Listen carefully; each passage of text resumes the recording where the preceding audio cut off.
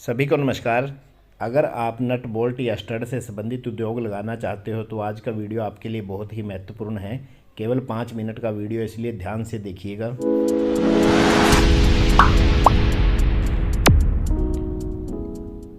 तो सबसे पहले आज के वीडियो के जो कंटेंट है उनके बारे में बात कर लेते हैं। तो कोस्टिंग सीट के बारे में बताया जाएगा इस वीडियो में। हेक्सागोनल बोल्ट की रॉ मटेरियल कॉस्ट कितना आता है, मैन्युफैक्चरिंग कॉस्ट क्या है, हीट ट्रीटमेंट कॉस्ट कितना आएगा बोल्ट पर, प्लेटिंग कॉस्ट कितना और टोटल मैन्युफैक्चरिंग कॉस्ट कितना आएगा। इसके बाद एक बोल्ट पर प्रॉफिट कितना लेना है और जो लास्ट में है उसका सेलिंग प्राइस या सेलिंग कॉस्ट क्या होगा एक बोल्ट का। तो सबसे पहले हम बोल्ट के बारे में जान लेते हैं कि ये राउंड रोड पे बनाया जाता है। और आज के वीडियो में जिस बोल्ट के बारे में बात करेंगे उसका जो मटेरियल है वो माइल्ड स्टील है। इसके एक सिरे पर हेड और दूसरे सिरे पर चूड़ियाँ कटी होती हैं, जो थ्रेड कहते हैं जिसको, और थ्रेड पर जो नट चढ़ाया जाता है।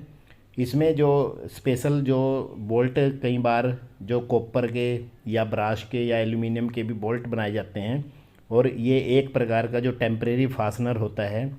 टेम्परेरी फास्टनर में बोल्ट, नट, स्टड, की, क्वार्टर, पिन और स्क्रू आदि आते हैं।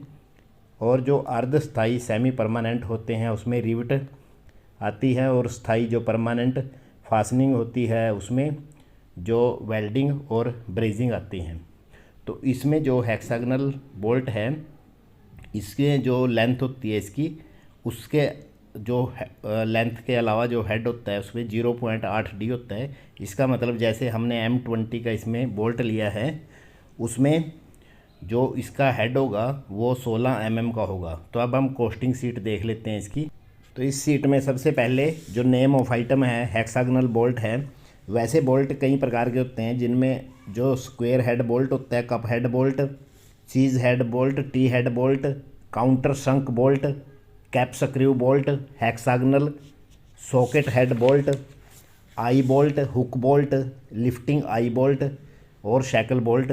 कई प्रकार के बोल्ट होते हैं। जो अलग अलग प्रकार के बोल्ट की जो सीट है वो अलग बनेगी कोस्टिंग सीट। तो इसमें हम जो माइल्ड स्टील का हेक्सागोनल बोल्ट है उसके बारे में बात करेंगे। इसका जो चैम्फर एंगल होता है वो 30 डिग्री होता है और इसके जो हेड की मोटाई 0.8 डी होती है और ये लेंथ से अलग होती है। तो इसकी जो साइज एंड स्पेसिफिकेशन है वो M20x80 है, जिसका मेजर आया है जो इसका 20 mm है और लेंथ इसकी 80 mm है। तो एक वोल्ट के लिए जो रॉ मटेरियल लिया है वो 280 ग्राम लिया है। तो रॉ मटेरियल का जो कॉस्ट है, जैसे मार्केट में 60 रुपये पर केजी के हिसाब से जो 280 ग्राम का कॉस्ट 16 रुपये 80 पैसे बनेगा। तो जैसे राउंड रोड लेके आते हैं माइल्ड स्टील की तो उसको 60 रुपये पर केजी के हिसाब से माना है एट प्रेजेंट। तो 16 रुपये 80 पैसे उसका रॉ मटेरियल कॉस्ट बन गया एक बोल्ट का। तो मैन्युफैक्चरिंग जो कॉस्ट है उसमें हेडिंग, ट्रिमिंग और थ्रेडिंग जो प्रोसेस 3 प्रोसेस लगे हैं इसमें, तो इसका जो 15% of raw material manufacturing cost आ गया इसका 2 रुपये 40 पैसे। इसके बाद हीट ट्रीटमेंट कॉस्ट है, जैसे उसकी जो इंटरनल प्रॉपर्टीज़ होती हैं, मैकेनिकल प्रॉपर्टीज़, उनको स्ट्रेंथ देने के लिए हीट ट्रीटमेंट की जाती है। तो उसको 10 रुपये पर केजी के हिसाब से लिया इसको, तो 2 रुपये 80 पैसे उसका हीट ट्रीटमेंट का कॉस्ट आ गया। इसके बाद जो प्लेटिंग कॉस्ट है 6 रुपये पर किलोग्राम के हिसाब से 1 रुपये 67 पैसे आ गया। तो इस प्रकार जो टोटल मैन्युफैक्चरिंग 23 रुपये 67 पैसे बना है। इसके बाद हम इसका जो प्रॉफिट लेंगे, जैसे इसका मैन्युफैक्चरिंग कॉस्ट जो आया था 23 रुपये 67 पैसे आया था। इसके बाद इस पर अप्रोक्सीमेट प्रॉफिट अगर जो हम 10% मान के चलते हैं तो 2 रुपये 36 पैसे एक बोल्ट के ऊपर जो इसका प्रॉफिट लेंगे हम। तो इसका जो सेलिंग प्राइस आ जाएगा एक बोल्ट का जो 26 रुपये 4 पैसे आ जाएगा। तो इस प्रकार हम जो माइल्ड स्टील का जो M20x80 का जो बोल्ट है उसकी जो कॉस्टिंग निकाल सकते हैं। तो उसमें 26 रुपये 4 पैसे उसका जो एक बोल्ट का सेलिंग प्राइस आएगा।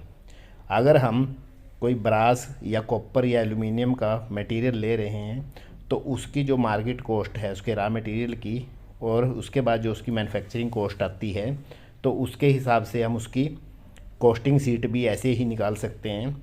अगर आपको दूसरे किसी मटेरियल की, जैसे किसी और मटेरियल का जो नट या बोल्ट बनाना है, अगर उसकी कॉस्टिंग शीट निकलवानी हो तो आप वीडियो में कमेंट कर सकते हैं।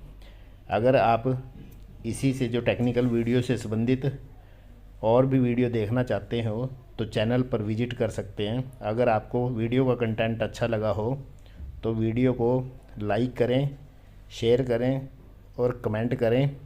साथ ही चैनल को भी सब्सक्राइब कर लें। थैंक यू, धन्यवाद।